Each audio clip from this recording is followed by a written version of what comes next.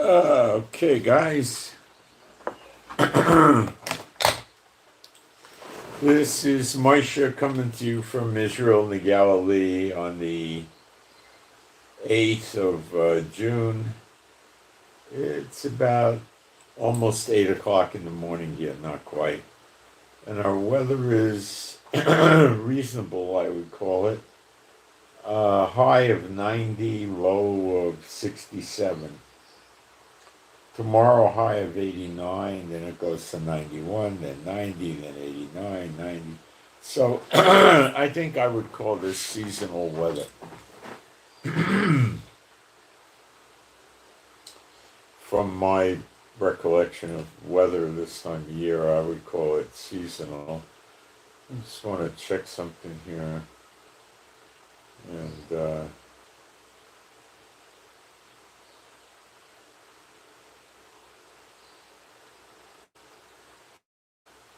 okay, what we're going to cover today is the Trump-Musk fight, which is ongoing, believe me. And there's been threats from Trump against Musk. And China and Russia and Iran and, the other countries that don't like America are enjoying Trump because he's ripping America apart.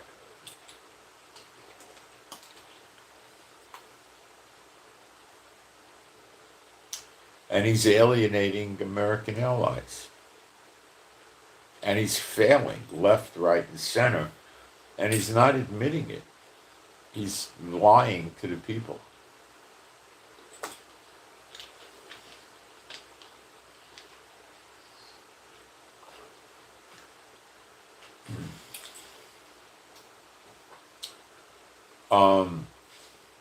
So we'll cover that and where we think this is headed.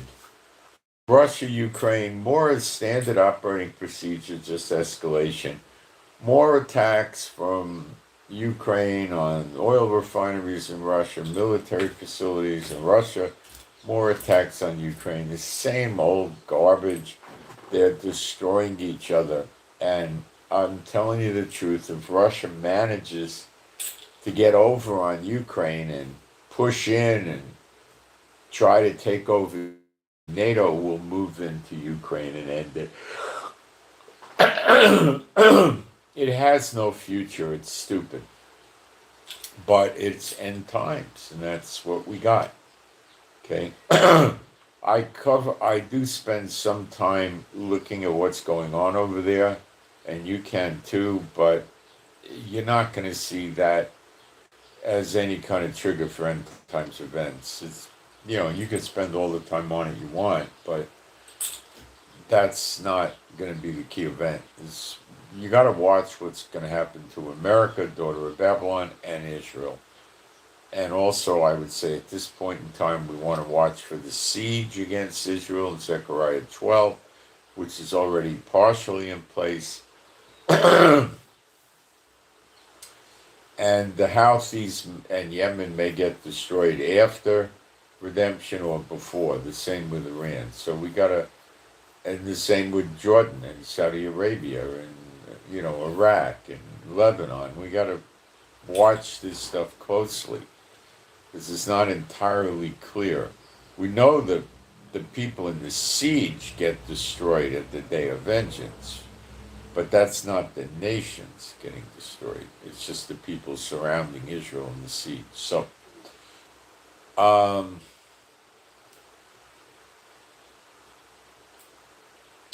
and we'll cover what's going on in Gaza with Israel and Iran and, things like that. Okay, I'm going to go into the live stream and make sure we got a live stream. And I'm going to do a cut and paste on my post so I don't have to futz around with this bad screen.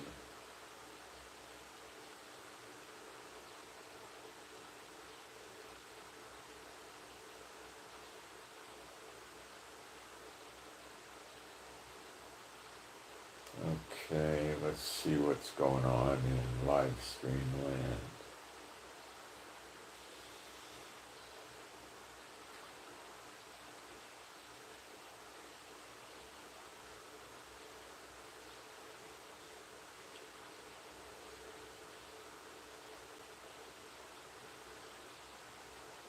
Okay, I've got moderators here. That's great. Thank you to the moderators.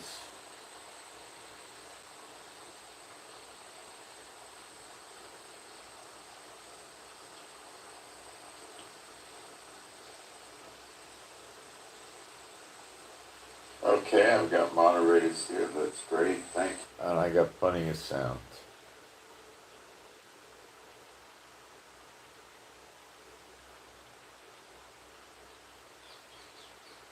And let me just pin this up here.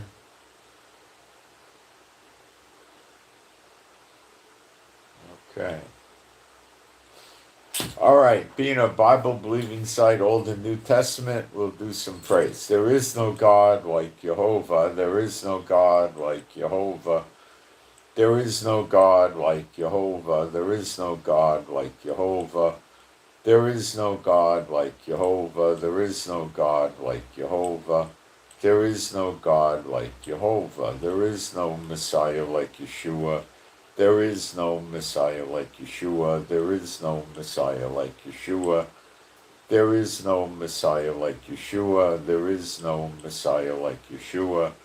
There is no Messiah like Yeshua. There is no Messiah like Yeshua. All right. So I guess the big question is, are we starting to see the snare on Trump in Jeremiah 50, verse 24, really grabbing hold? Well, my thoughts on this is we've seen the snare grabbing hold since January 20th, but it looks like now it's taking some interesting turns, or developments, rather. So the Musk and the Trump fight. Okay, so Musk took down, I believe, 3 posts on Twitter, which is now called X, that he owns. And he did that to cut the heat with Trump. Now, remember, these tweets or posts are actionable by Trump. He's a president seated. He can drag Musk into court. He could do things to X for this. He could do a lot of stuff, okay? So Musk probably got a little concerned, probably spoke to his legal team, and they probably advised him it was a good idea to take those things down. That doesn't mean that all is well. No. As a matter of fact, Trump said he has no intentions of talking to Musk anymore. Now, Trump also made threats towards Musk, and he said if Musk starts working with or supporting Democrats, there would be serious consequences to Musk. Now, that is almost a threat to life and limb, you know? Not exactly.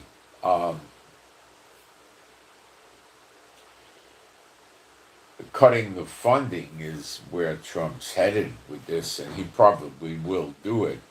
Trump is like Netanyahu, very vindictive and vengeful. And, you know, the way Trump rolls is he brings people in, they last a few months, he gets everything he can out of them, he squeezes them dry. And unless they have some exceptional results, which is rare, he basically gets rid of them.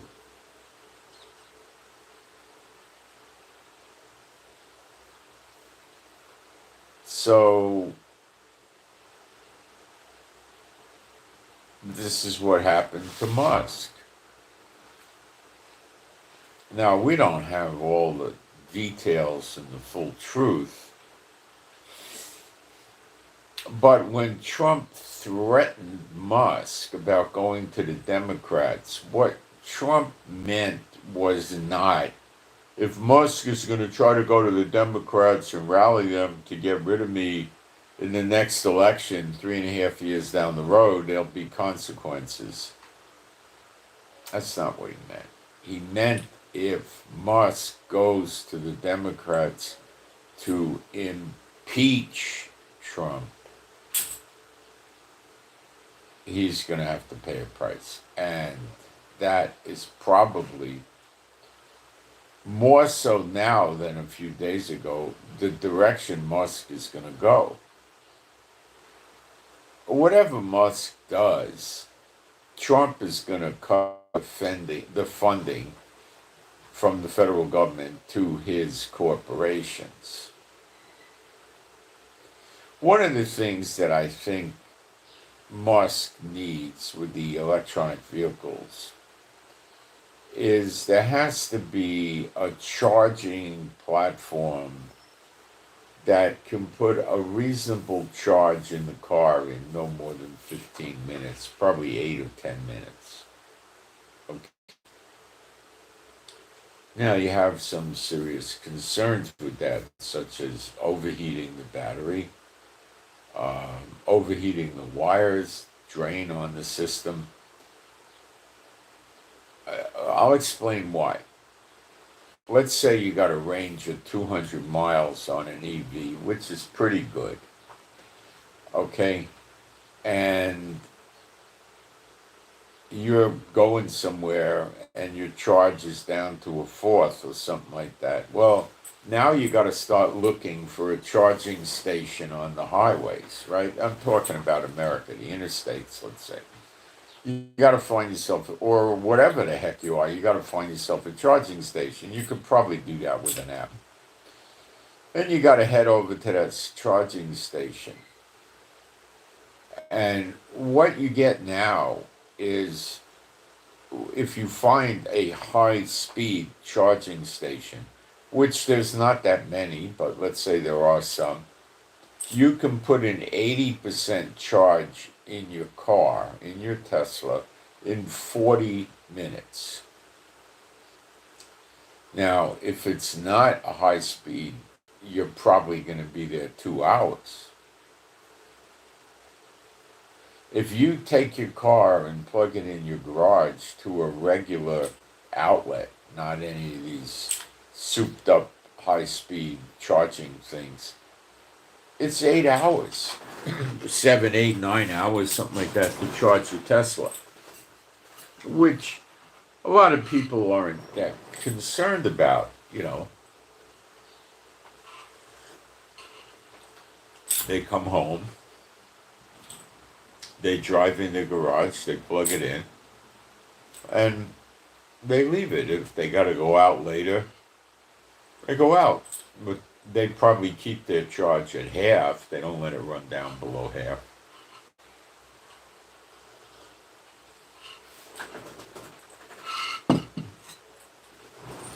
So if you're at half and you leave it plugged in for 2 hours and then you got to go out for some errands in the evening after work, so when you go out, you're probably at 65, 70%, you know. You come back, you'll still probably be at half, and then plug it in the rest of the night. You know, you get up in the morning, you're probably at 100%. So there's a lot of problems. So what the industry really needs, what does it take you to gas up your car? Let's talk about it. You pull in on the interstate or some highway to a gas station, right?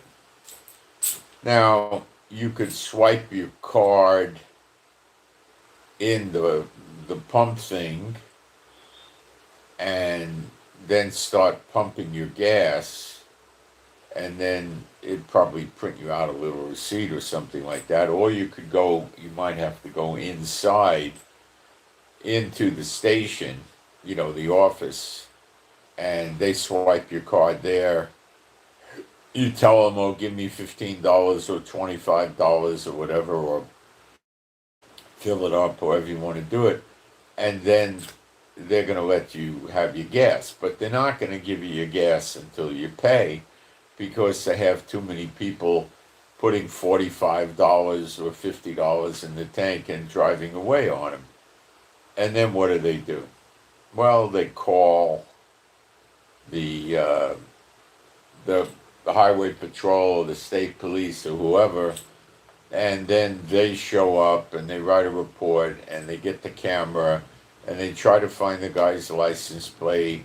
And over a period of a few weeks, they might maybe make a complaint and put a warrant out for this guy. But is it a felony warrant to steal 50? I don't know. It probably is for doing that to a gas station. But do they really want to bother with doing this, or does the gas station owner just get stuck?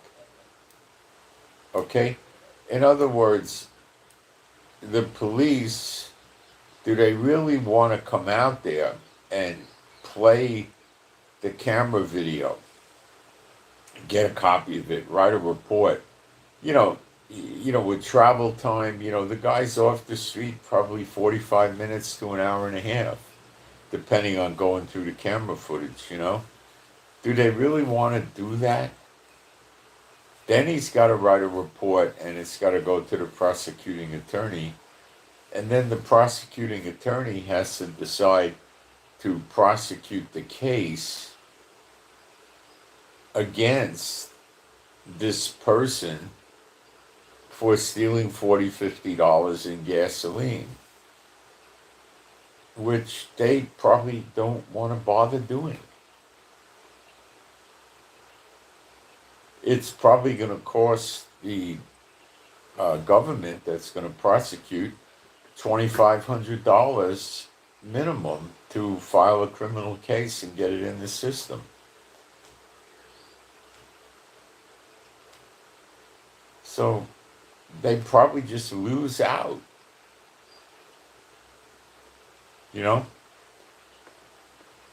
That's what I think. Like the shoplifting, the guy gets away with it. He gets away with it. So what I think they do is they want to get paid first. Then they're pretty in good shape. Okay, the credit card's gone through, and that's what they're looking to do.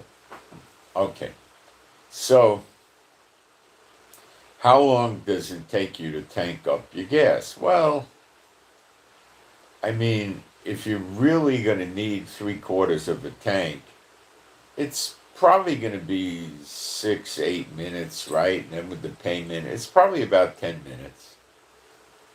Okay? Someplace in there. So that's where they would try to push this with the electronic vehicle. They could even go out 15 minutes. Okay? It's got to be competitive. Now, if everything goes right, you can pull into a gas station, right?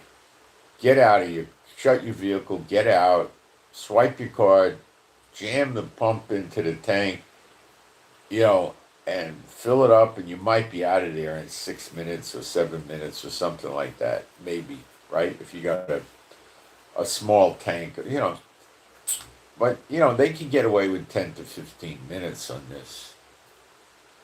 But there has to be a lot of these. So they got to work on getting a battery, charging station, the wiring, everything's got to work right. Okay? Not just for the new models, the older ones, or maybe they would have to only adapt it to the new ones.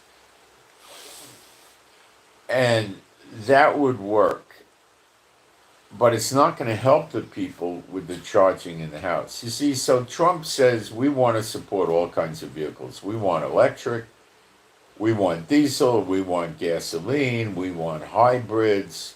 He didn't mention solar, and he didn't mention water-powered vehicles. Now, back in the early 1900s, over 100 years ago, they had water-powered cars. Several different brands. The thing had a tank of water in it, okay? Like, it probably had 10 or 12 gallons of water, I guess. And it took kerosene or gasoline, very small amounts, and made a little flame like a Bunsen burner looking thing that would heat up the water and boil the water. So did it use gasoline or kerosene? Yeah, but really small amounts.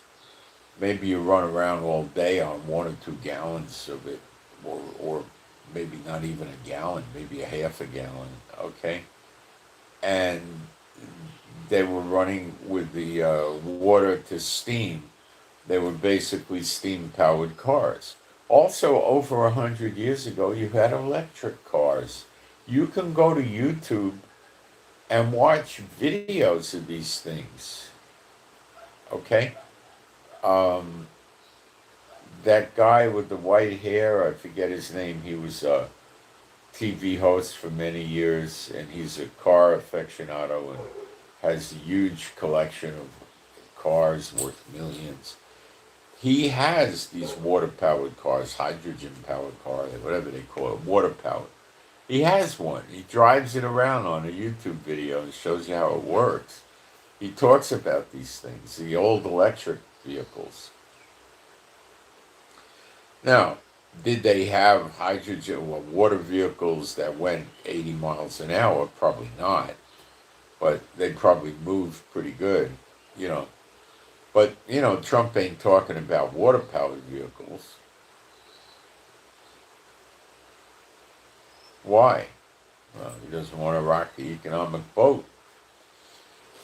What about solar vehicles? This is a good question. I'm not so sure they can do that. Um,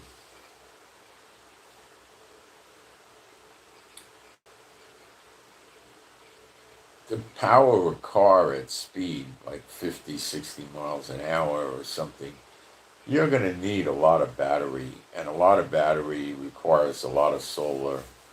And, where you're going to put the panels, and, I'm not sure they can do that, okay? Um, but, the hybrids where you have electric and gasoline, and the gasoline thing charges the electric, so you can keep the electric charged all the time. You know, that's a real interesting concept, and that should greatly reduce gasoline without giving the people so much opportunity to be stuck without a charge and have to get towed.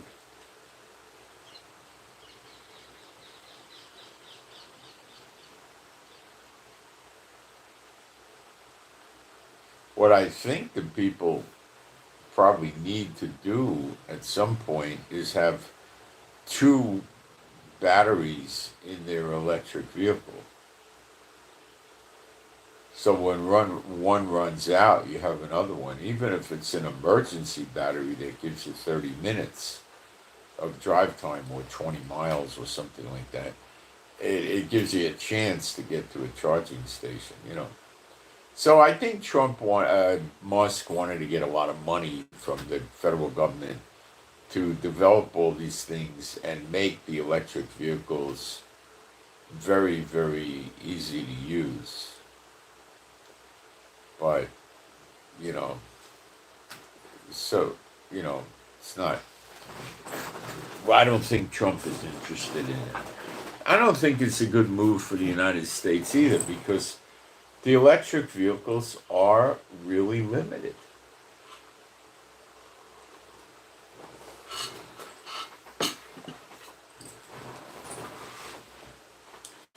And they're not going to work for everyone, you know.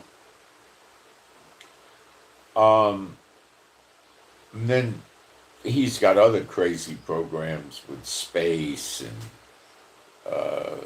satellite link and all kinds of other stuff. So, yeah, Trump could kill Musk by cutting his federal funding. It wouldn't kill him literally, but it would cause him a lot of serious economic problems, which would cause him to go to other sources where he would have to give up percentages of his capital, of his stock, to get investors. And he probably could do that, but he's going to lose a lot of control of his company and his profits. But that would be what he would have to do. Now, he might see the writing on the wall with Trump and tell himself, however we got here, we're here. So I'm not going to sit there and talk to myself about how we got here. We're stuck here fighting with Trump. So I've got to do what's best for me so Trump doesn't sink my ship. And what is best for Musk? To get rid of Trump. You got it? And I'm talking impeachment. And Trump is a sitting duck for an impeachment. All you need is a key player like Elon Musk, who's close to Trump, Oval Office and everything, and spills the beans about Trump. And then more and more people are going to go support getting rid of Trump. Remember, this guy is plagued with criminal prosecutions and impeachment. And I'm sure we're going to see attempted criminal prosecutions sooner or later on Trump. Now, you can't prosecute him, say, for what happened in what is it called, Paramount area. It's the LA area with the protests, National Guard and all that, which I'll get into. Anything he does while he's president, within reason. I mean, if he goes out and starts murdering children or something, But I mean, short of the bizarre, he's got immunity.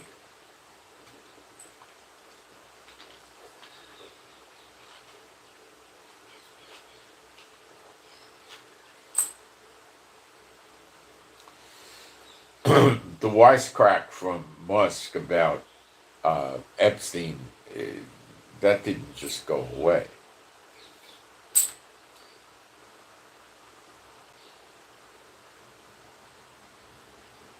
So if Musk just walks away from Trump, there's a high probability Trump is going to spank him and cancel billions of dollars of his funding from the federal government to set an example, not so much to teach Musk a lesson, to teach the others a lesson that he's vindictive and mean and gets revenge. So Musk doesn't have a lot to lose and he has a lot to gain. Like what? Well, if he manages to do an impeachment, then he can get a lot of funding. But let's talk about this. So what is an impeachment? They get the House to file impeachment, which doesn't remove Trump from being president. It then triggers a criminal case in the Senate, and then if he's found guilty, he's removed from office. There is no criminal prosecution associated with this. There is no civil or economic money, prosecution with this. It's just either he remains the seated president or he's removed out of office. The general situation would be J.D. Vance then gets kicked upstairs to be president, and the Speaker of the House gets kicked upstairs to be like the vice president. Now, I don't know anything really about J.D. Vance.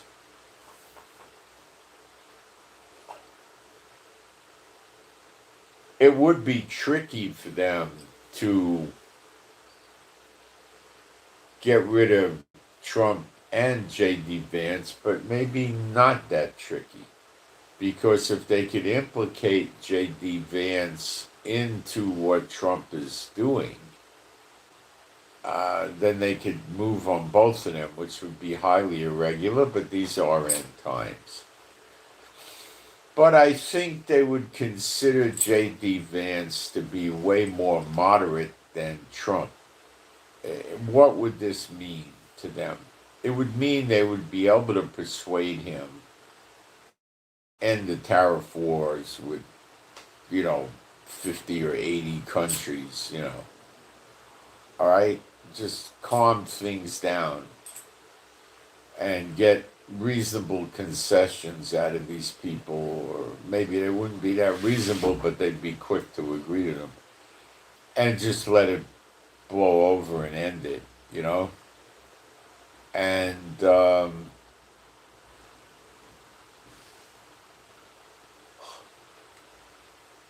there's still a lot of other pressing problems, such as what do you do with Iran? What do you do with Ukraine and Russia? What do you do with Gaza and Yemen? Now, Trump is miserably failing to deal with these problems, Iran and Yemen and Gaza and even Lebanon. He's failing miserably, and Ukraine and Russia. Miserable failure. Complete across the board, drawing a zero, okay? So they would hope they could get somebody in there that would do a better job of, like what would a better job be? Well, somehow trying to figure out a way to navigate sanctions with Putin to get Putin to drop the Ukraine war. But in these times, we're not seeing treaties and ceasefires work. So it's probably not going to work. And I'm not just blaming that on Trump. It's all around, not just Trump. So, it's iffy, but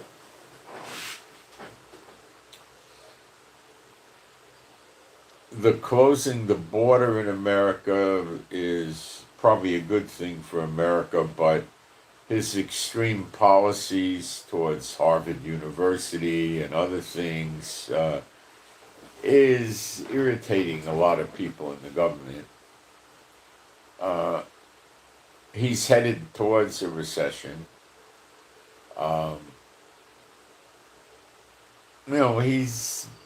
He's trying to make the people think he's doing a good job,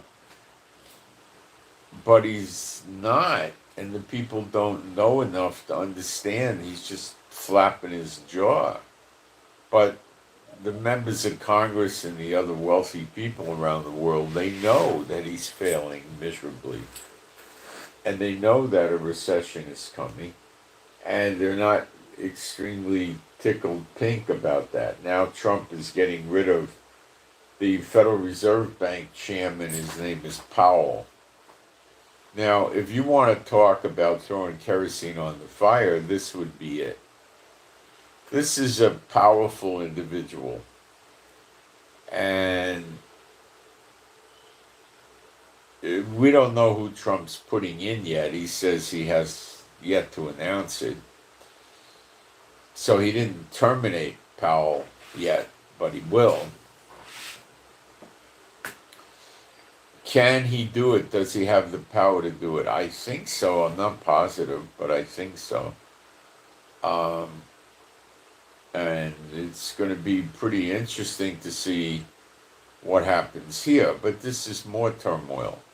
So what's going on in L.A., in this area, I think it's called Paramount, near L.A., is various left-wing groups are protesting at federal government building and vandalizing the building to protest the ICE, Immigration Customs Enforcement, raids on illegal immigrants in the area. And they took them and detained them in this building complex with a jail, and they're protesting over all of this, right? So, what are they trying to do? Well, they're getting pretty out of hand on their protests to the point where the government activated either 2,000 or 3,000 National Guard troops. They have already been activated. And the United States has put the Marines in Camp Pendleton on alert, standby alert, in case they have to come back up the National Guard. Now, National Guard troops routinely get riot training, okay? Like they'll have a big nightstick and then not a standing formation, push and move a crowd, stuff like this. But they don't know how bad it's going to get. But let me tell you how bad it is getting. And I saw videos of this, or there were pictures or videos. They're starting fires, bushfires and other kinds of fires, the protesters. Okay, arson is the word. Okay? Now, when they do this, I tell you the truth, the federal government lost already.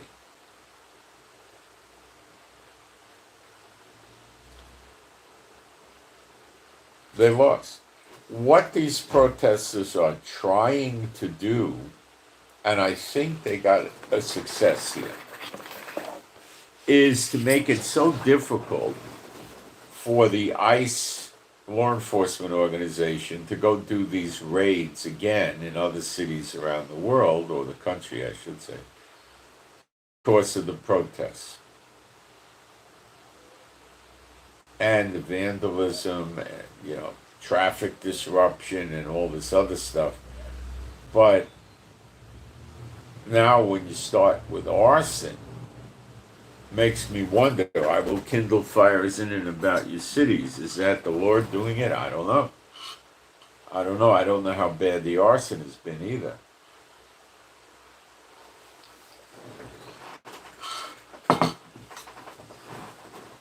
They could burn cars. They could burn little shops and businesses. Office buildings are rather difficult to burn, but they can create fire alarms.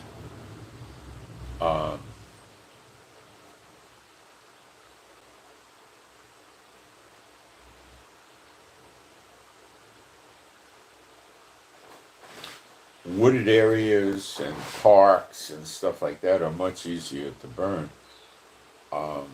But they could burn garbage dumpsters. You could burn cars easy enough.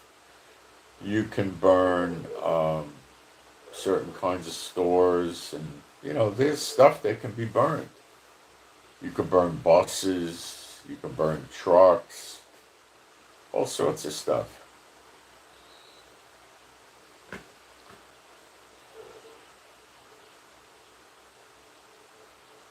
So the next time Trump has to do this, he's going to have to pull in National Guard to protect what's going on there at onset. And, that's a little difficult to do because the governor is going to start saying of the state, what are you doing with my National Guard? For what? There's nothing happening now. Oh, we want to do it preemptively. Well, I don't know if he has to allow that.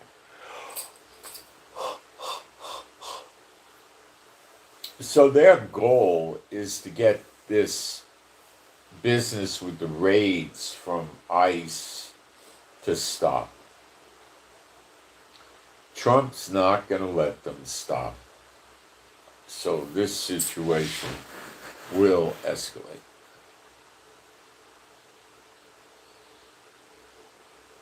And if they really want to seriously pursue arson, it's a big problem coming.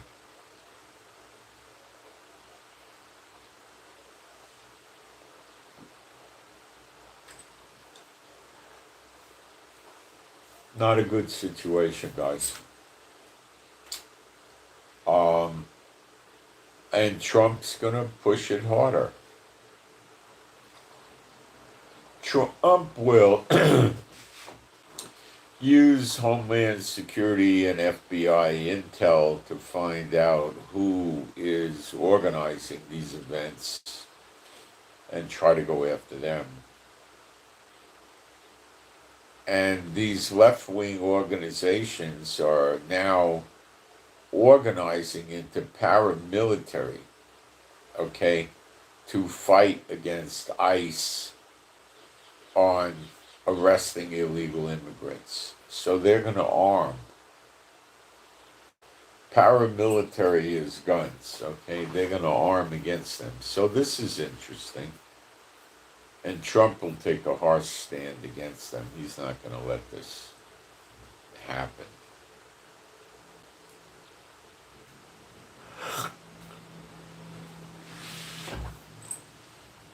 So Trump could take a position of going soft on immigration for a few months till this blows over, 90 days ought to do it, and then start again. Or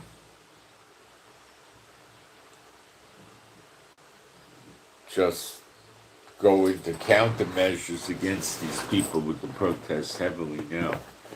We'll have to see what Trump does, but it could start, not completely destabilize the country, but it could be the beginning of some destabilization.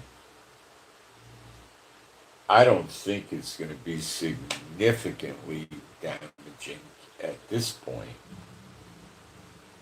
but we have to see. Let's see, we got a comment, let me read it. Has to have probable cause, I think he means, or basically a reason to get rid of Powell. Why are you talking about it if you do not know it? Because to say that he needs probable cause or a reason, of course he's going to have a reason. He's not going to show up and say, I don't have any reason to get rid of this guy, I just want to get rid of him. Okay, so you're not saying anything. The thing is, we don't know what the test is going to be. Will people go to the Supreme Court and file emergency petitions to stop Trump from firing Powell? And how will the Supreme Court react to it? That's the reality here. And we don't know that. And it may not be a Supreme Court. It may be a federal court ordering Trump. There's a lot of Biden and Obama appointees that just turn against Trump. And that could happen too. And that could wind up going to the Supreme Court. So that should give you more clarification of my position on this. It may get tested, and it may not get tested. I have a pretty strong feeling it will get tested.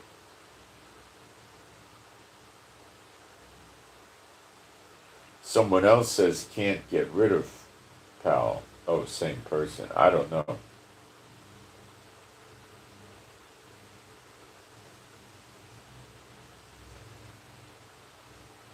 If Trump cannot get rid of him, or he can get rid of him, the way Trump rolls is he'll try to get rid of him. They're not going to put Trump in jail or throw him out of the White House.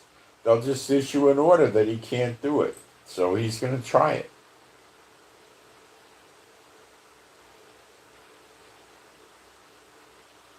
Trump is doing a great job. Name one thing other than Trump closing the border with Mexico that has gone well for Trump. Just one other thing. I can't think of anything.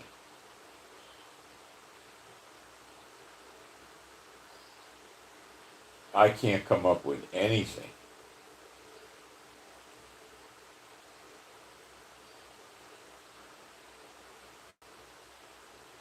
Okay? He did a miserable job with Ukraine and Russia in terms of starting to get the fighting ended. Okay? And he might find himself in a war with Russia. He's gotten nothing out of Iran. He had a retreat from the Houthis, calling it a ceasefire, because he couldn't handle them.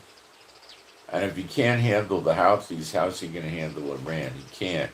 So he's just playing a blind man's bluff with Iran, and they know it. What about Greenland as the next state? Nothing. What about Canada as the next state? Nothing. What about Mexico as the next state? Nothing. Has he gotten tariffs straightened out with the European Union? No. With Canada, with Mexico, with Greenland, well, no, Greenland, there's no problem. With Canada and Mexico, no.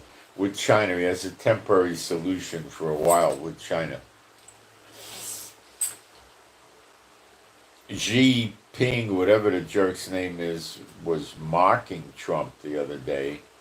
See, they're taking advantage of Trump because Trump is failing and making enemies for the United States. He's alienating old allies over tariffs. Okay. Now, do I think it's a good idea for him to fire Powell? Personally, I think it would probably be a good idea for him to do that because Powell is apparently working with the Biden type people against him. But what Trump really wants to do is get rid of the whole Federal Reserve Bank, which is even a better idea. But, it's a tough nut to crack. And Trump tries to crack a lot of tough nuts and fails. You think this Iran thing's going to end well? No. What most people don't understand is Iran sees such weakness in Trump that they'll attack America. Why are they motivated to attack America? Because of the punishing sanctions Trump is putting on Iran.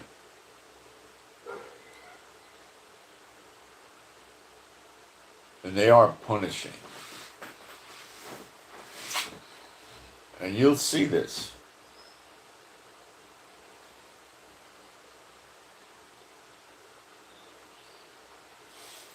Now, I don't think Putin could do anything right now to help Iran or fight against America because they're in up to their eyeballs with just Ukraine. But you also then have to start asking yourself, what about China and North Korea, and Iran, and Russia, and Belarus, and Cuba, and Venezuela, and maybe Armenia and Azerbaijan all getting together, maybe even Kurdistan and, maybe even the Taliban in Afghanistan all getting together and going after America. That's what's going to happen. Something like that. I don't know the exact cast of characters, but that's your Jeremiah 50:51, the daughter of Babylon. That's what it's going to look like. And it also says, I will kindle fires in and around your cities. That's the Lord talking. He's going to do it. Now, could that manifest with these protesters / terrorists in America starting arson fires? It could. Do I know that that's it? No, I don't. It may or may not be. I don't know. I have a feeling it's not it's not the fulfillment of that scripture where it says, I will kindle fires in and around your cities. No, I don't think this is it. My opinion only. I could be wrong.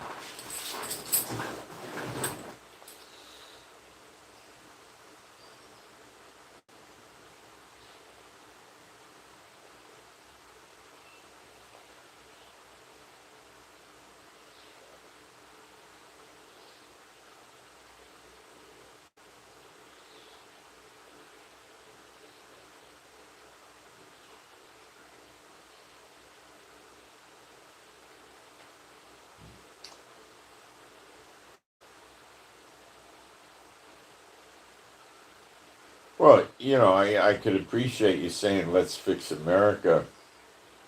But what you guys need to understand is Trump is failing miserably. And you're delusional if you're running around thinking Trump's doing a good job, because you can't name any good job he's doing.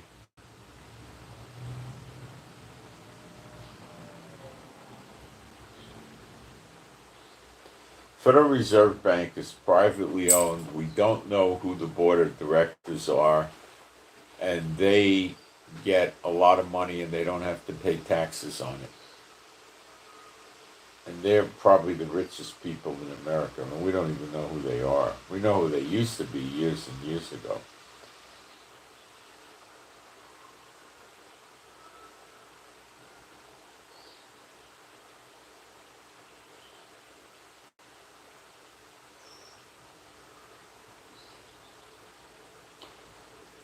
When you're talking about the tariffs, why should America put up with the tariffs?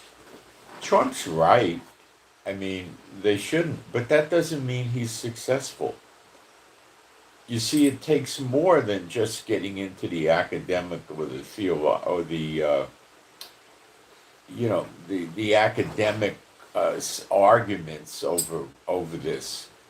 It's actually getting the other nations to cooperate. Trump tried to do too many things all at the same time, and he just had a series of dominoes falling down and failing. And people just refuse to admit that he's failed. They don't want to hear it. They want to be delusional. Now, is Trump just as bad as Obama and Biden? No, no, no. Trump means well, but he can't pull it off. He's a businessman. A president is not a businessman. Okay? He doesn't understand that he's scared. I think he's scared to death of wars. I mean, he didn't even see it through with the Houthis. He don't have the stomach for the wars, guys.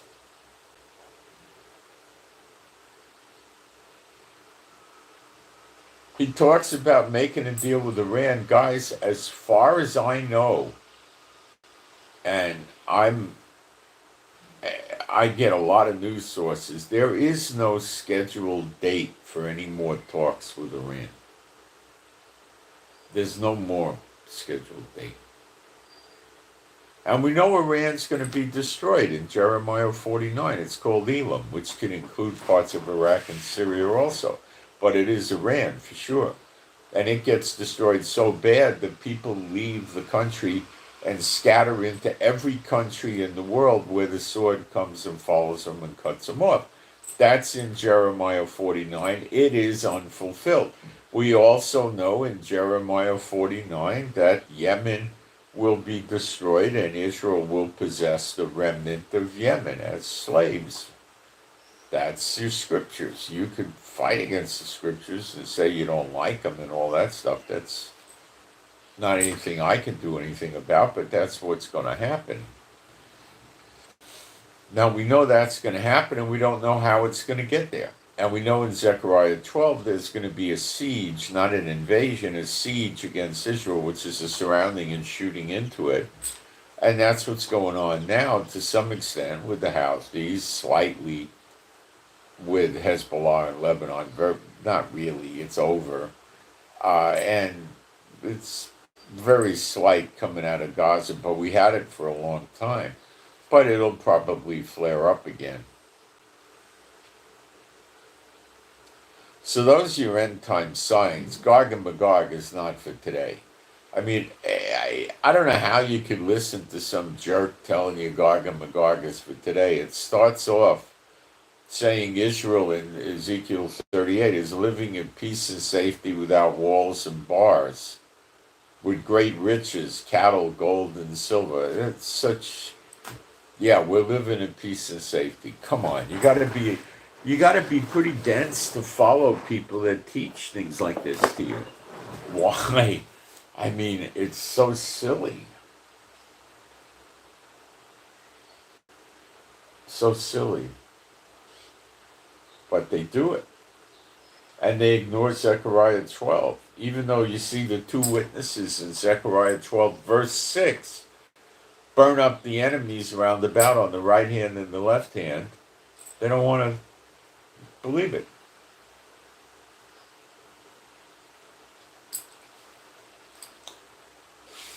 They don't want to believe America is the daughter of Babylon. It's a perfect match, and they don't want to believe it. You can't help a lot of people. You have to understand that there's only a certain amount of people you can help.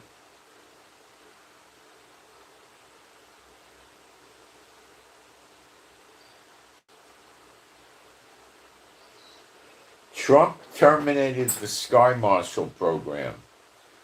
That goes back to about 1970.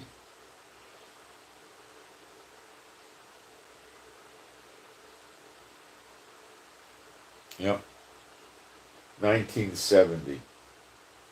I don't think you needed it. I actually was in the Sky Marshal program. I quit very early on. That was my old law enforcement days. What a bunch of people. I mean, they had us living on an army base. It was really a lunatic asylum. We're walking to classroom or something early in the morning, and some general comes with his Jeep with his flag on it. And we didn't move over to make road. We didn't know he was a general. Some Jeep was behind us. Oh, and everybody got through. It was just, a nutty situation. And that was Vietnam was hot and heavy at that time. Oh gosh,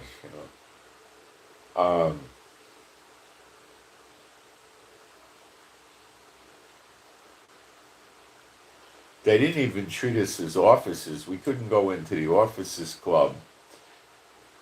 We had to only go to non-commissioned officers. It was lunatic land. Okay.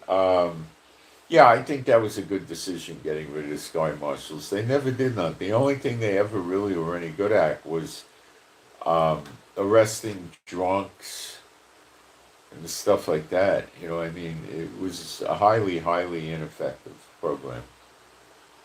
Really was.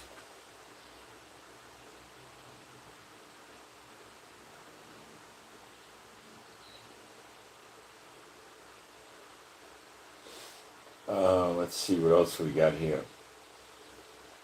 Germany's going to build 1 million bomb shelters. That's not exactly right. They're going to build bomb shelters that'll hold 1 million people. They're going to put them in, underground subway places and tunnels and different areas like that. I think it's going to be about 2,000 different locations, something like that. So they're not building bomb shelters in houses like we have in Israel. I think we're the only country that has that. So it's interesting, you know.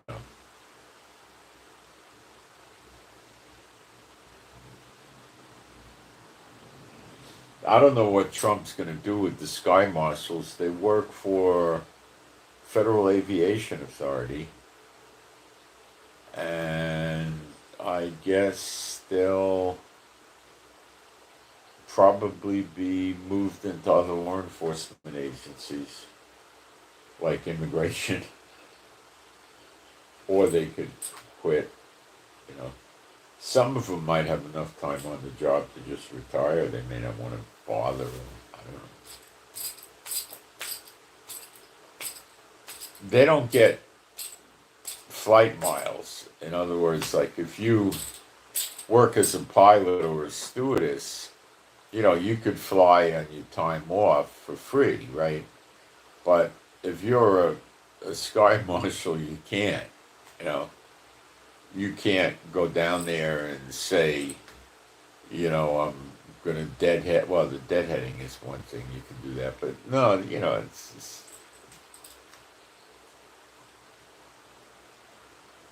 in the original Sky Marshal program in my day, they came up with 38 special bullets that were kind of low speed and flat.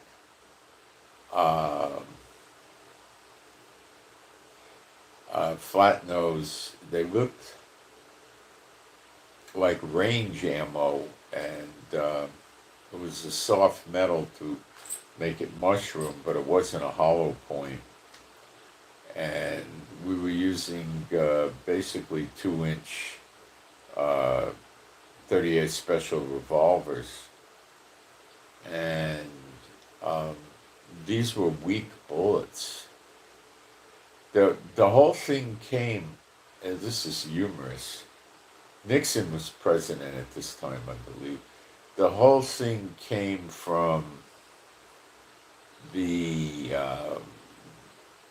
Goldfinger James Bond movie, where at the end of the movie, Goldfinger and Bond have a fight, and a gun goes off and punctures a window on a Lear jet, and it sucks Goldfinger out through the window where he would just be out in the air and fall to earth and die.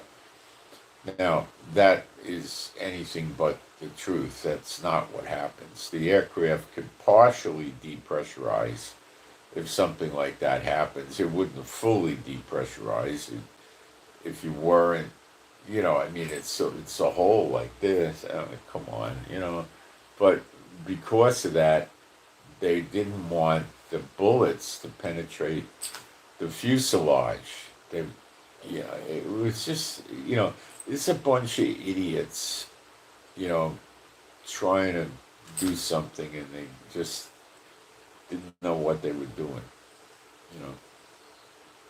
Uh, the federal government is kind of a weird thing. I mean, back then there was 1,600 FBI agents in America.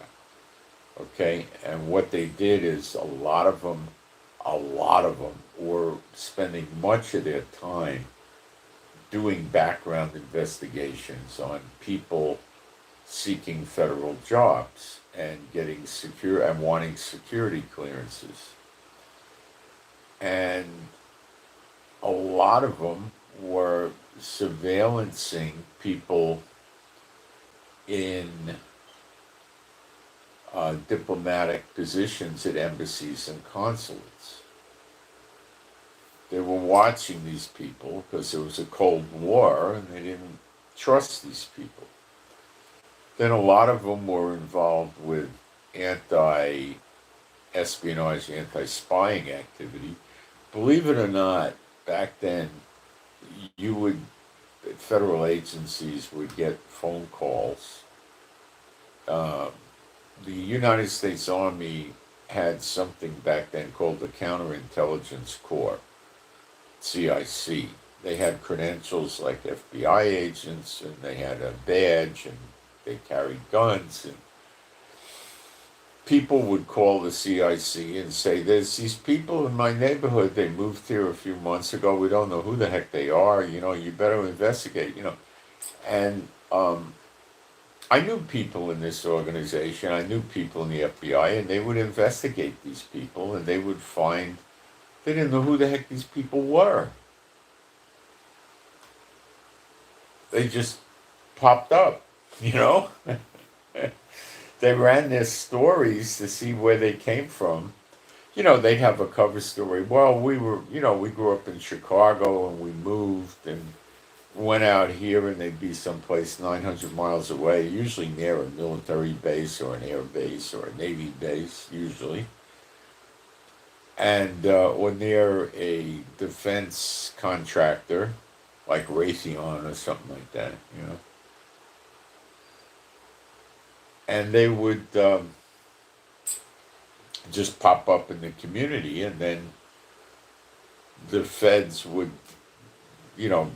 discreetly go into their house. It could be the CIC would do it, FBI would do it. They would have people positioned. It wasn't like on TV. They had people positioned all around the neighborhood working in sewer lines or telephone poles or something like that. They'd even block streets off if they had to. And then people would discreetly as possible go into the house, like pick the locks. If they had an alarm, they would contact the alarm company to not respond to it or something like that, right? They would go in the house and they would search the house and see what they could find on these people, collect fingerprints, not DNA back then, and they would put bugs in the house. and stuff like that. But these people were so highly trained. Usually they were Russian. They were so highly trained, and they had such good language skills that they would be able to operate under complete surveillance. And then they would watch them from other people's houses. You know, they would get friendly with the neighbors and ask the neighbors if somebody could sit in a room on the second floor of their house and watch them or something like that. You know, crazy stuff was going on back then. But I mean, this was really chilling stuff, you know, and they only had 1,600 FBI agents. Okay, and they were doing a multiple other things. They were doing bad check cashing rings. They were doing prostitutes being moved over the state line. They were doing stolen cars across state lines and stuff like that. Today you got 16,000 FBI agents. I don't know what they do. 16,000. And they built up the inside people, not the gun and badge people. The people that work with computers and support the gun and badge people. You know, there's tons of them. I don't know what they do. I mean, who knows what they're up to, you know? Have you ever seen or heard in the last year of any big drug cases being broken up by the DEA? I haven't seen or heard of anything since Trump was president. Why? I might have heard of a couple of cases or something, but they got a lot of DEA agents. I think there's a few thousand of them running around. And why aren't they producing results? Are they working on terrorism instead? I don't know. Probably, but I don't know. You know. So, yeah. So I think that was a good move Trump made. It was a waste.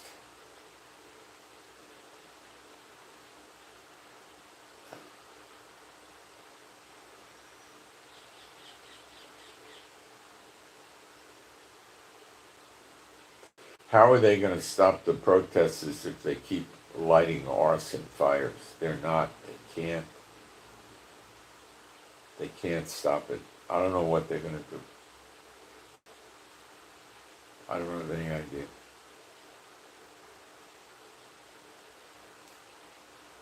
There's no way to stop it. It's the easiest thing. You could go online and get the ingredients to make, Molotov cocktails in soda bottles or anything like that, right? And they just throw them. It's easy to do. Is it going to get to a point when the police or the National Guard see the protesters throwing a Molotov at a car or a building and they shoot them dead? It could get to that point. During the Vietnam War, I'm old enough to remember that, the country almost came apart, okay? I remember the kids getting shot on the campuses, and, the country came close to getting ripped apart over this Vietnam War. That's why they stopped it. First, they tried to do a lottery, and that didn't get them too far, so it just ended the war. Now, the last time America really won a war was not just World War II. They actually did beat Saddam Hussein in Iraq around 1990-91. It was a big, brutal fight, and it was a rough, hard fight, but they did end them. Okay, but the United States did very badly in Korea, okay, and in Vietnam, and in other what they call conflicts like Afghanistan. They did very badly, and they recently did very badly against the Houthis. So America is not in the habit of winning wars. Okay, God doesn't let that go. And Trump has boxed himself into a corner with Iran, and Iran ain't negotiating, and they ain't giving up their nuclear stuff. And what the heck is Trump going to do? He's scared to death to have a war with them because they're going to attack the bases in the Middle East, where he has 58,000 soldiers, and they're going to attack the oil refineries and ports and piers that the other oil producing countries have to ship the oil out. Iran can easily shut the Straits of Hormuz by laying naval mines and cut off the flow of oil out of the Persian Gulf. And that could spike oil prices to $200-300 a barrel, causing economic catastrophes around the globe. Trump can't pick up the slack completely. He could help.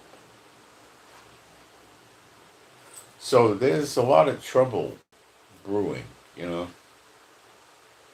lot of trouble.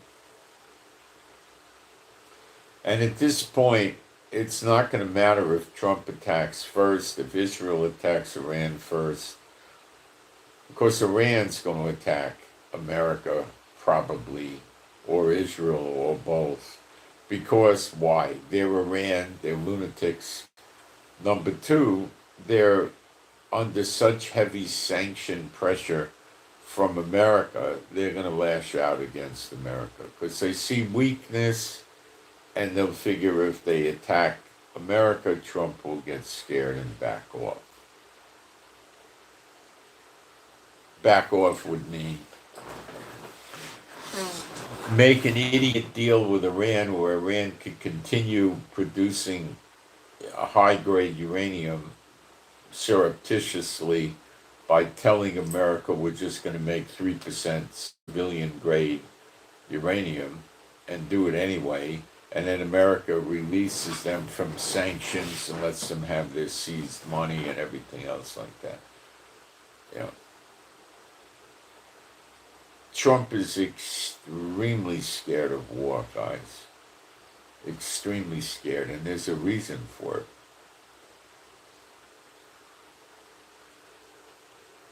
And I'm pretty sure Musk knows that reason too. And Trump's trying to run bluffs on people like Iran, and it's not working. Iran doesn't care how many aircraft and warships Trump puts in the Middle East. Iran cares how many bombs and missiles that Trump's going to drop on Iran. So far, nothing. That's the only thing that registers with them. And they're very well aware of the damage that the Houthis caused to destroy 2 American fighter jets and damage the Truman aircraft carrier. And they got Trump to back off. And Iran knows all of this. Now, they also know that having a war with America all out is going to be a bloody war, but they're mentally ill people. The Iranian regime, the Khomeini, and the others, they belong in a hospital, a psychiatric hospital for the criminally insane. That's where they belong. So don't expect any good logic or reasoning to come out of them. They don't care if Iran loses 17 million people. They don't care. You must understand that. They don't care. They're going to have their bunkers and they're going to survive. And if they get rid of America, what they can do is conquer the other countries in the Middle East, like Kuwait, Bahrain, Qatar, UAE, Jordan, Saudi Arabia, with the help of the Houthis, knock them off one by one and create a big dynasty. And they could crush America and European Union with insane oil prices and other things. They're nuts, but they'll attack America in the homeland with sleeper agents and attack from sea and everything. You'll see. Just wait for it. It'll come. You're dealing with mentally ill people. I don't know how long it's going to take for this Iran thing to blow up, but I don't think it'll take long at all. I don't know what Trump is able to do. The Iranians aren't playing ball. Russia's not playing ball with Trump.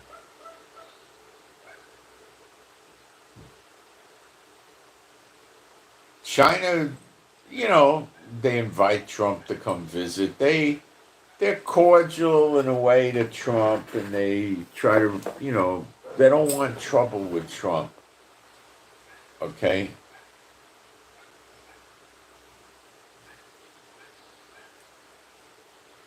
And North Korea, they're just lunatics. Venezuela, he's in Gaga land. Cuba, what can Cuba do? Put missiles there? Yeah, come on. Armenia and Azerbaijan, they can't do much. Afghanistan, they can't do much. Belarus, Russia's ally, they could help him knock off Ukraine. He hasn't deployed them against Ukraine yet. But if Russia moves into Ukraine big time, and it looks like he's going to conquer Ukraine, NATO will put forces into Ukraine to stop Russia. Because Russia's not going to be able to do anything about it. Russia's not going to attack NATO if they do it. They'll attack the NATO troops in Ukraine, maybe. But you think Russia can handle NATO when he can't even handle Ukraine? He's not going to be fighting NATO instead of Ukraine. He's going to be fighting NATO in addition to Ukraine, together, the two of them.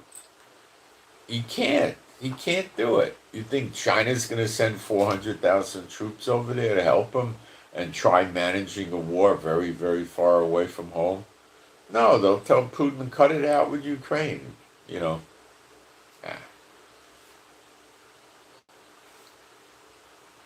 If China, North Korea, Iran, and Russia move against America at the same time, all of them at the same time, it'll be very damaging to America, and this is what I think you're going to see, plus other countries. Well, let's see and watch. That would be based on Jeremiah 50:51, and to a lesser extent, Isaiah 47. So I'll keep you guys updated as best I can. In Gaza, we armed a group that's helping food distribution, and I think today they're going to be distributing food again in Gaza. We're trying to stop Hamas from shooting the civilians and stopping them from getting the food. Because when Hamas stops them from getting the food, they blame Israel and say Israel's starving the people out. So we'll see how this goes. Netanyahu apparently is dragging out the Gaza war because he's called up so many reservist soldiers, and I don't know what the heck he's doing in Gaza. They're destroying buildings again, So I don't know what the heck this guy's up to, but it doesn't look encouraging.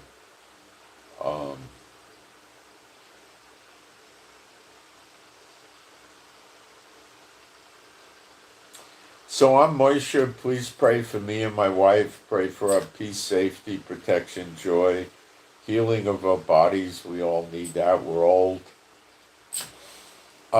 Pray. My wife needs to get a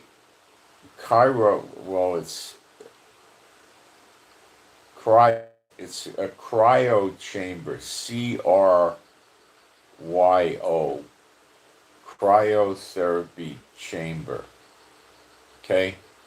These things she was using one in America, and it really made her a lot better with the neuropathy she got from that thing she had a while ago. And now it's wearing off. So they're expensive. These things are not cheap. They're rather expensive. And I don't know how to pray for it. So I'm just saying maybe you guys could pray that we're able to get a cryotherapy device, a good one. They work at minus 300 centigrade. And you go in them for 3 minutes. That's it. maybe 4 minutes. Some are 4 minutes. They have two in Israel that are in spas. They're far away. My wife may have to go there and take the bus, but it's a long trip each way. But she might need to do it once or twice a week and see if she could maintain the positive results she had. So just pray we're able to get a cryotherapy device, the real one. They're not cheap at all. They're way over our head as far as we could tell the price. So they come from other countries. Some company makes them in Israel. I don't know a lot about them. And it also come from Germany. The advantage is if you get the one made in Israel, you don't have to fight with the government to import it. They just put it on a truck and bring it to the house. Some of them make the cold temperature air with a nitrogen gas, and some make it electronically. I've never used one, but she raves about it. She really did, and she lost weight like crazy with this thing. You burn 500 to 800 calories in 3 to 4 minutes. It's a super weight loss device, and you can find these things in America, and they're going to charge you maybe. Well, she went to a place that charged her $300 a month, and she could go 5 times a day if she wanted to. You just go once a day typically, but it's not expensive, relatively speaking. And yeah, you might want it for weight loss, but it can also be used for a lot of other things, especially neuropathy. Okay, what else? This is not directed at a single person, it's directed at more than one person. I have people that talk to me about gambling, okay? Now, in the Bible, does it say anything about gambling? You shall not bet the horses. You don't play roulette. You don't play poker. No, it doesn't. Okay? Do I think it's a good idea to gamble? No. I don't think so. I think you're playing with fire. There's a lot of people that get stuck on gambling and ruin their lives.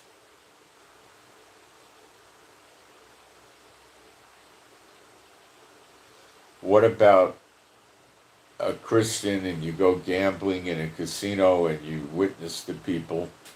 Well, that could be disastrous because you are telling people you're a believer and you gamble and you're witnessing to them, and they might think, well, if he can gamble, I can gamble too.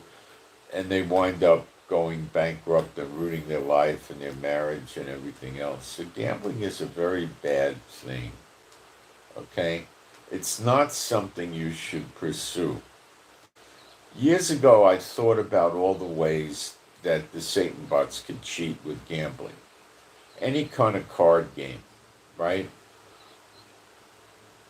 All they got to do is have a demon stand behind you and you look at your cards, the demon sees your cards, and guess what? He tells the other guy playing against you what your cards are, like Texas Hold'em or something like that. So you can see how easily you could lose there right now. Could you go in and do spiritual warfare and stop the demons from doing this? Yeah, but do you really want to see what the Lord does if you start using spiritual warfare to be successful at gambling? I wouldn't want to find out how that ends. I wouldn't do it. There's things in the Bible, there's things that are not in the Bible that you don't want to do.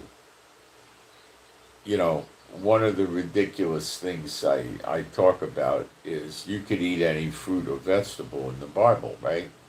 But would you really want to have some poison ivy soup, and inflame your lungs and have to go to hospital and get on a breathing machine? Of course not. So there's stupid things you can do. Okay? Now, any of the gambling with devices like spinning wheels, roulette wheels, they're all rigged, believe me.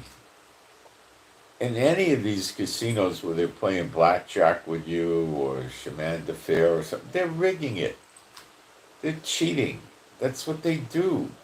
You can't use a camera in a casino because if you could, it'd be the end of them. Okay? They cheat. They cheat. What about playing the lottery? Well, the chances of winning the lottery, winning $42 million dollars or something, is about the same as jumping out of a United Airliner plane while it's flying high in the sky and having no parachute and landing and living through it. Seriously, it's about that. It's about the same, those odds. I'm being ridiculous in my example, of course, but this is stupid, okay? Do they cheat with the lottery? Well, I don't think so. I don't know how they would. Maybe they do. But a lot of poor people used to win the lottery and they wrote books about how it destroyed their life and how they wound up poor. Well, that's because the witches were cursing them out of jealousy. That's why that happened. These people didn't know spiritual warfare and they just got destroyed. Occasionally there's somebody that would make it, and hang on to their money. But for every one of those, there was probably 10 or 8 that didn't. So, why are you doing these things? Money is the root of all evil. And the only thing gambling is about is money. Okay? Now, what about going to the racetrack? Oh, it's a nice day, watch the horses run.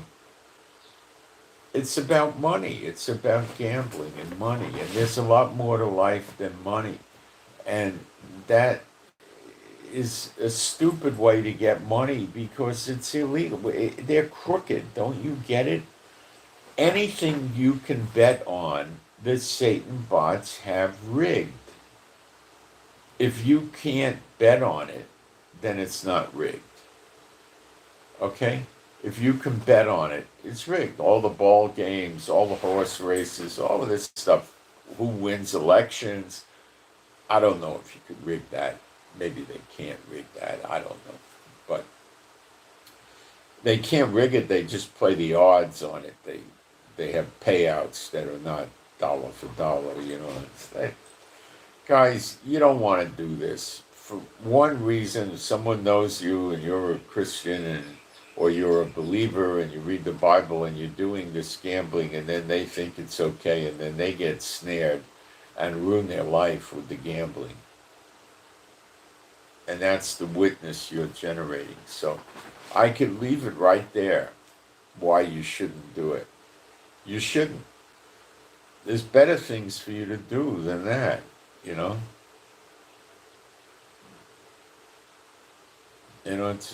It's just cheating. All the cruises I went on, I don't think I ever spent 10 cents on gambling on a cruise ship. They're just crooks. That's all they are. They're just crooks.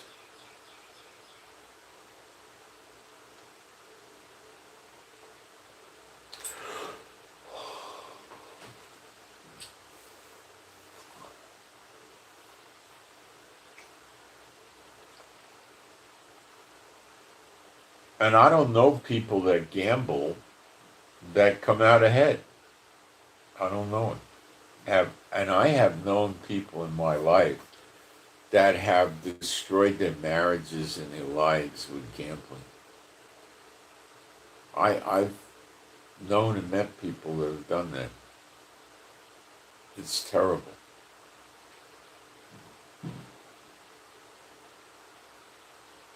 You don't want it.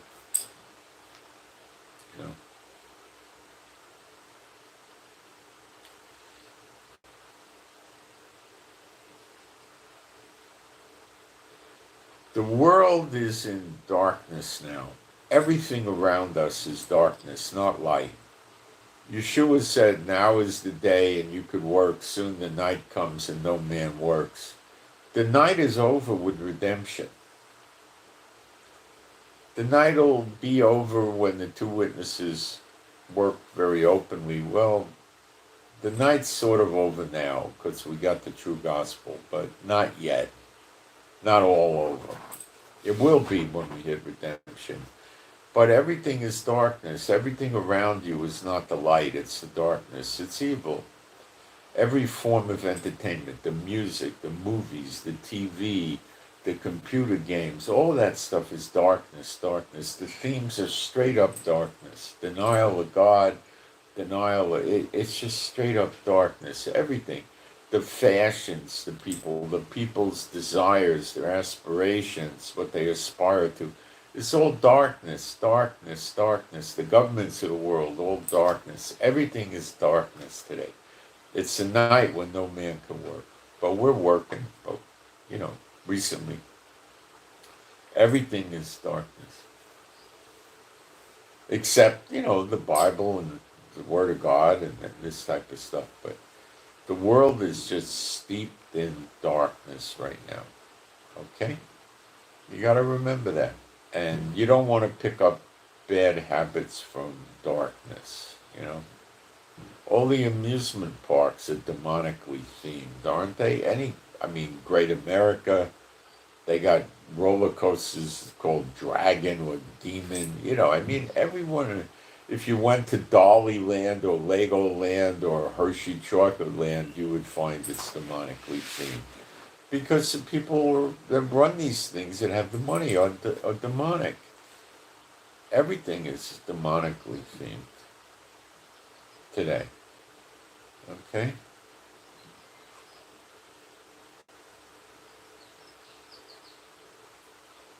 So we don't want to pick up their bad habits, And they got plenty of them. Some of the things that I do that you might enjoy or you may not enjoy is I like to go to YouTube and I look for old-time radio shows. They could be from they could be from the 30s and the 40s, even into the early 50s. And some of them I kind of enjoy, like Sam Spade, Philip Marlowe, Private Detectives. Have Gun Will Travel, the old TV show. It used to be a radio show. It's not so good, but it's not so bad. They got various other kinds of detectives. One that's kind of interesting. What does he call himself? Johnny Dollar. And Dragnet, the old TV show, used to be radio. They got comedy TV shows, like Groucho Marx, You Bet Your Life show that's a TV show from the 50s. It's all dark themed, but it's a game show with guessing questions. It's rather interesting. Groucho's rather entertaining, but he's a dirty old man. And he used to be not that bad, really. Okay, it's nothing like what you see today. But you see it back then, it's, and it used to be a radio show. And then they got comedy sitcoms on the old radio. So you don't have any of the visual darkness, the evil they could portray visually, because it's just done with sound. So right away you're mitigating down a lot of the darkness because there's no visuals, there's no scantily dressed people or anything like that, But they have themes involving murder, theft, embezzlement, fraud, adultery, because it's all darkness. But it's less dark than the motion pictures and the TV shows and stuff like that. So you might enjoy that. I don't know.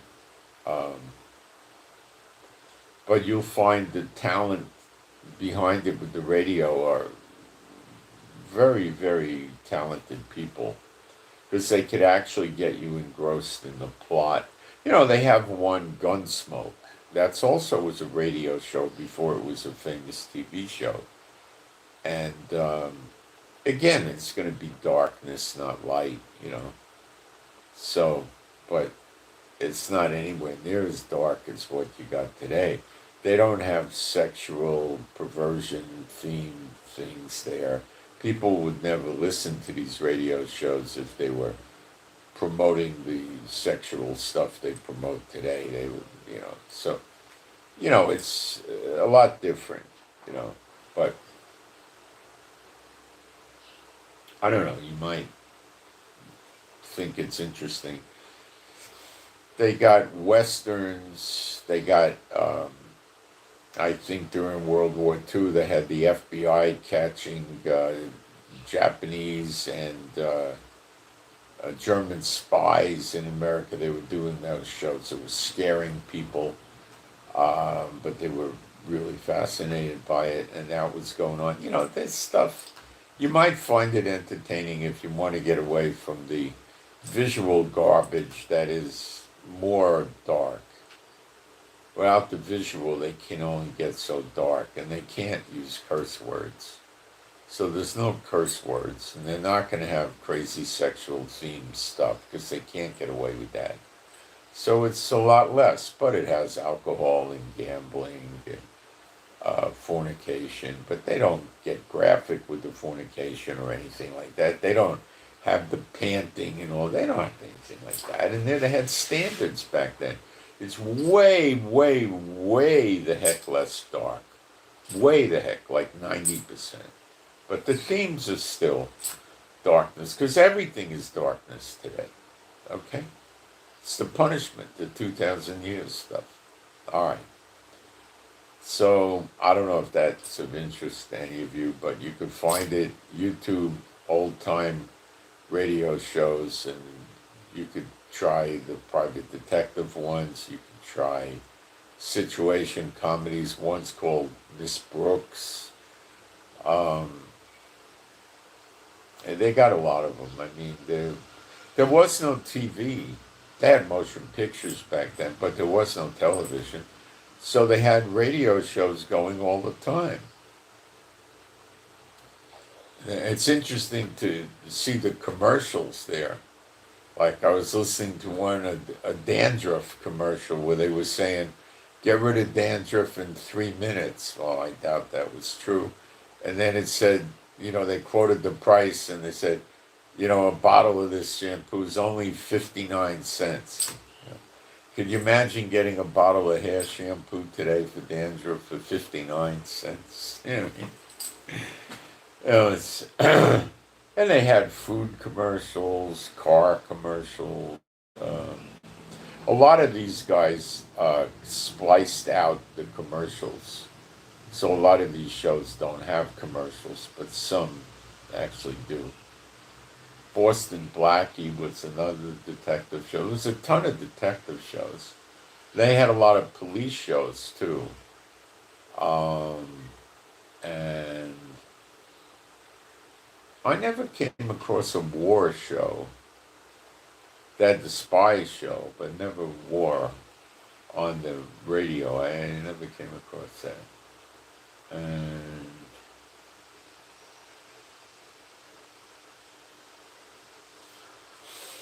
had all different kinds of stuff, and it went on for so many years. So they would have, popular radio shows would come on once a week.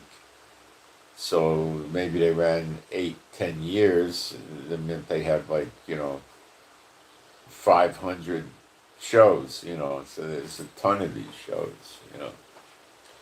And they have sound effects like cars, car doors, windows in cars, cooking in the kitchen noises, water in the sink noises, and electric fan noises, and slamming doors, walking on steps, and gravel, and going to the beach and way. I mean, that was a lot harder for them to make it interesting without using visual, but they did a great job. They got a lot of experience about it. It's sort of like if you watch the old silent movies, although I think most of us would find it boring today, but they tried a lot harder, you know. So anyway, please pray for my wife to get a cryotherapy chamber. How it'll come to pass, we don't know. We don't want to limit God, but appreciate the prayers. She really needs it. And for our animals and pets that are all rescues to be happy, healthy, and whole. And pray for better videos. Pray for the peace of Yerushalayim. Keep doing your spiritual warfare. You got to notice the weariness and oppression is reduced. Keep it up. And it'll get better and better and worse for the idiot demons. And remember, the demons should have tattoos on their knuckles that say "Born to Lose," okay? Because that's their destiny.